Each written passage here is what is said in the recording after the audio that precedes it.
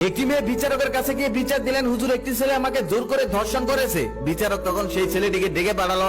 ছেলেটিকে ডেকে পাঠানোর পর ছেলেটিকে জিজ্ঞেস করলো, আচ্ছা তুমি কি ওর সাথে এমন আচরণ করেছো, এমন কোনো খারাপ কাজ করেছো? ছেলেটি তখন উত্তরে বলল, হুজুর না, আমি এমন কিছু ওর সাথে করিনি।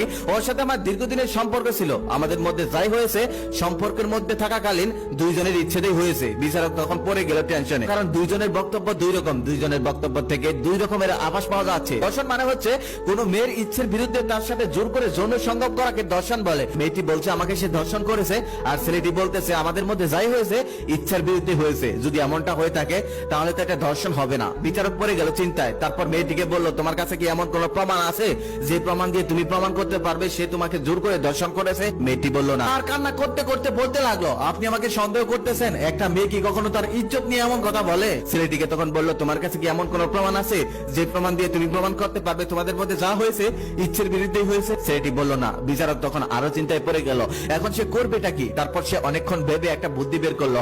একটা 1 টাকার কয়েন মেয়ের হাতে ধরিয়ে দিয়ে বলল, এই 1 টাকার কয়েনটা যদি তুমি 7 দিন পর আমাকে এনে ফিরিয়ে দিতে পারো তাহলে ওই ছেলেটাই সম্পূর্ণ দোষী, তাহলে তুমি নির্দোষ। আর যদি না আনতে পারো তাহলে তুমিই দোষী, তাহলে তোমাকে মৃত্যুদণ্ড দেওয়া হবে। তারপর ছেলেটি সেখান থেকে চলে গেল। যাওয়ার পর ছেলেটি মেয়ের কাছে গেল, অনেক আকুতি মিনতি করে সে 1 টাকার কয়েনটা চাইলো, মেয়েটি দিল না। তারপর ছেলেটি তাকে 10,000 টাকার অফার দিল, তারপরেও মেয়েটি দিল না। তারপর ছেলেটি তাকে 1 লক্ষ টাকার অফার দিল, তারপরেও মেয়েটি সেই কয়েনটাকে দিল না। অবশেষে ছেলেটি উপায় না পেয়ে রাতের অন্ধকারে ঘরের দরজা ভেঙে সেই মেয়েটির রুমে ঢুকে সেই 1 টাকার কয়েনটি খুঁজতে লাগলো, তবে কোথাও সেই কয়েনটি খুঁজেই পেল না। এভাবে 7 দিন অনেক চেষ্টা করার পরেও ছেলেটি সেই কয়েনটি কোনোভাবেই নিতে পারলো না। 7 দিন কেটে গেল। 7 দিন পর মেয়েটি বিচারকের কাছে এসে বলতেছে, হুজুর এই নিন আপনার 1 টাকা, আপনার কথা মতো আমি আপনাকে 1 টাকা ফিরিয়ে দিয়েছি, এখন ওর বিচার করুন, ওর মৃত্যুদণ্ড দিন। বিচারক তখন বলতেছে, অবশ্যই ওর মৃত্যুদণ্ড দিব, তার আগে 2টা প্রশ্ন তোমাকে করার আছে, এই 2টা প্রশ্নের সুন্দরভাবে উত্তর তুমি আমাকে দাও। মেয়েটি রাজি হলো। বিচারক এবার বলল, আচ্ছা বলো তো এই 7 দিনের মধ্যে এই 1 টাকার কয়েনের জন্য কি ছেলেটা তোমার কাছে গিয়েছিল?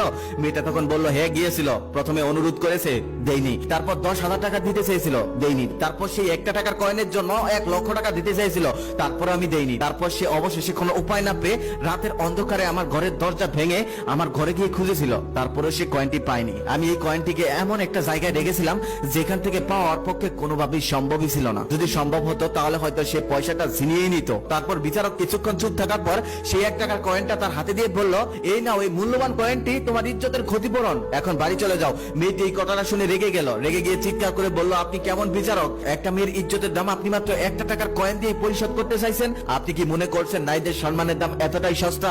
বিচারক তখন বলল, না, আমি নারীর ইজ্জতকে সস্তা মনে করিনি। একটা নারীর ইজ্জত অনেক বেশি দামি, কিন্তু তুমি তোমার ইজ্জতকে 1 টাকার থেকেও মূল্যহীন বানিয়েছো। এই 1 টাকাকে তুমি যেভাবে যত্ন করে রেখেছো, তোমার ইজ্জতকে তুমি সেভাবে যত্ন করে রাখোনি। যদি রাখতে তাহলে আজকে এমনটা হতো না। দুজন একসাথে মিলে প্রেম করছো, প্রেম করার পর যা ইচ্ছা তাই করছো, এখন সব দোষ ছেলেটার, তাই না? আমার দীর্ঘদিনের অভিজ্ঞতা থেকে যা আমি বুঝতে পেরেছি, তাহলে তোমরা দুজনেই দোষী। এটার বিচার আমি করতে পারবো না, এটার বিচার মহান আল্লাহ তাআলাই করবেন। তাই প্রত্যেকটা মেয়ের উদ্দেশ্যে একটা কথা, সাবধানে থাকুন। প্রেম ভালোবাসার নামে এমন কিছু করবেন না যাতে নিজের ইজ্জত 1 টাকার থেকেও মূল্যহীন হয়ে যায়।